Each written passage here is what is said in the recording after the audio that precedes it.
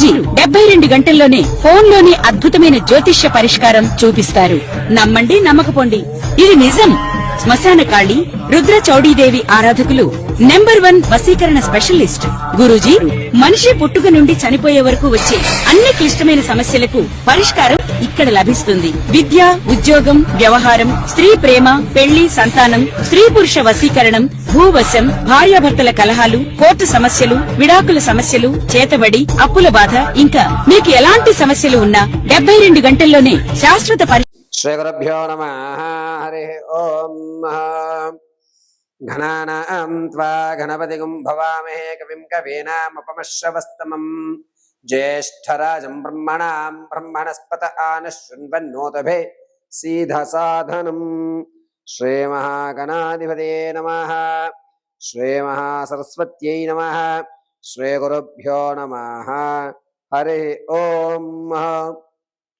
అందరికీ కూడా ఈ సెప్టెంబర్ నెలలో ద్వాదశ రాశుల యొక్క ఫలితాలు ఏ విధంగా ఉంటాయి అనేటువంటి విషయాన్ని క్షుప్తంగా వివరించుకుందాం.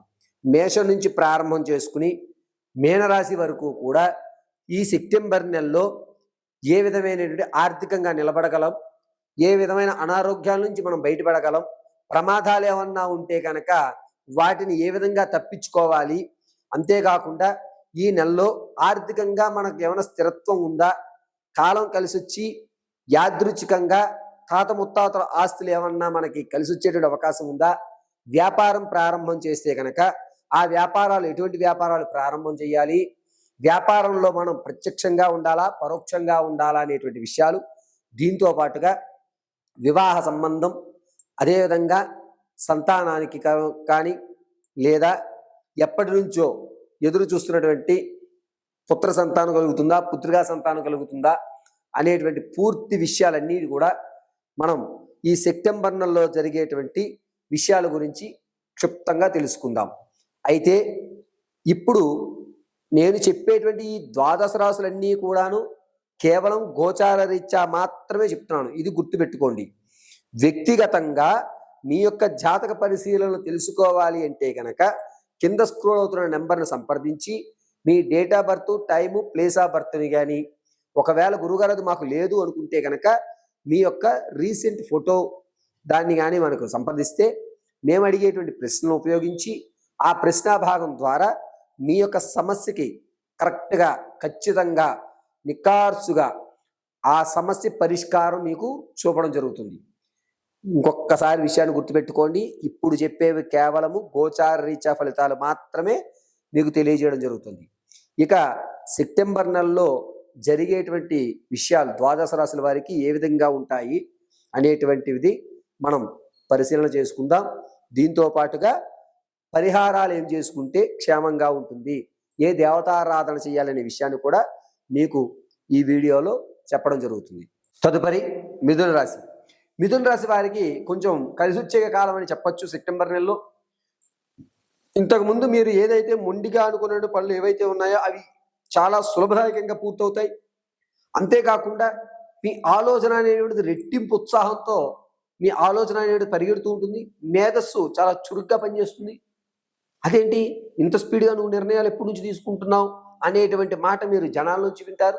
రాజకీయంలో ఉన్న వారికి పార్టీలు మారేటువంటి అవకాశం ఎక్కువ లభిస్తుంది. ఖచ్చితంగా మీరు వేరే పార్టీలకు వెళ్ళడం, అందులో మీకు తగు గుర్తింపు లభించడం జరుగుతుంది. సినీ, కళా పరిశ్రమ, రాజకీయ, సాహిత్యాల్లో ఉన్న వారికి కాస్త ఊరట కలుగుతుంది.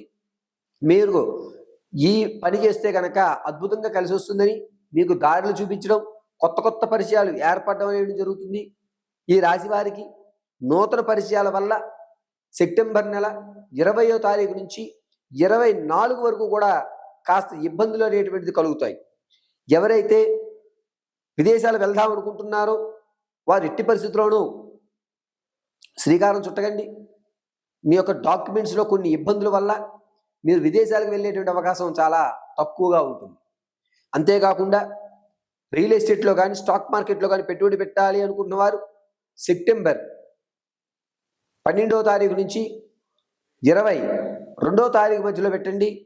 ఒక ₹10 మీరు చూస్తారు, పర్వాలేదు నాకు స్టాక్ మార్కెట్ కలిసి వస్తుంది అనేటువంటి మాట మీరు వినడం జరుగుతుంది.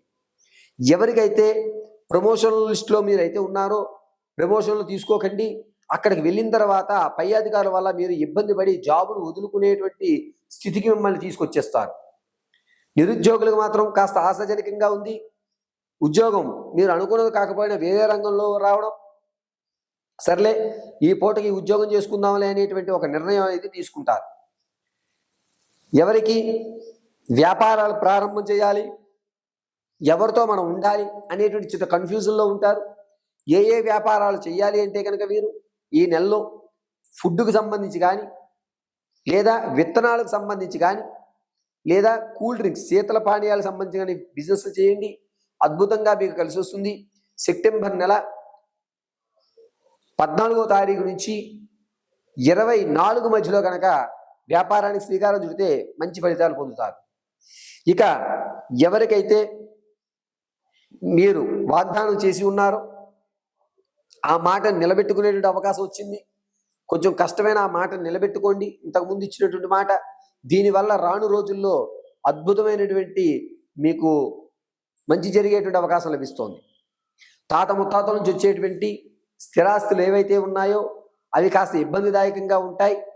వాటిని మీ చెంత మీరు అదిపుచ్చుకోవాలంటే కనుక కాస్త ఇబ్బందులు కలుగుతూ ఉంటాయి.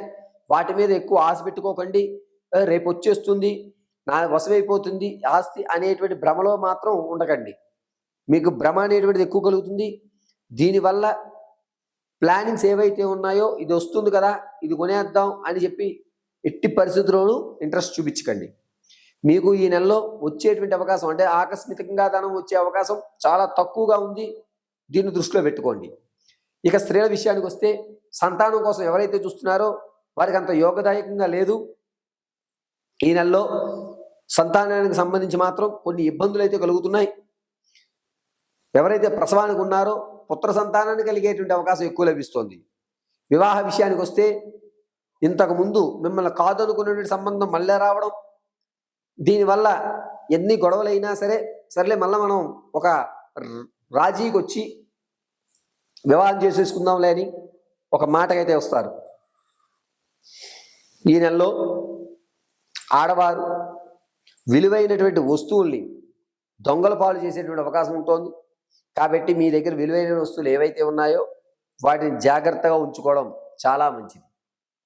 ఆరోగ్య విషయానికి వస్తే ఈ రాశి వారికి మెదడు లోపల నరాల దగ్గర ఎవరో లాగుతున్నట్టుగాను, లేదా ఒక రకమైనటువంటి బ్లడ్ క్లాట్ అవ్వడమో, లేదా తల ఎందుకో అస్తమాను తలనొప్పి రావడం అనేటువంటిది తరచుగా సంభవిస్తూ ఉంటుంది.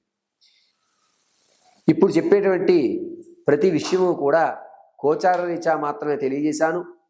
వ్యక్తిగతంగా మీకు తెలుసుకోవాలంటే కింద స్క్రోల్ అవుతున్న నెంబర్ని మీరు సంప్రదించండి.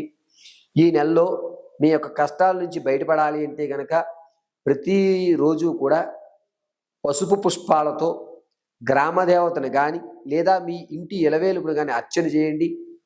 మీ ఇంటి దేవుడు ఎదురుగా ఆవదంతో ఎర్రటి ఒత్తుతో దీపారాధన చేయండి. ప్రతిరోజు కుంకుమని మధ్యస్థానంలో ధరించి చంద్రాన్ని ఇలా అడ్డంగా పెట్టుకోండి.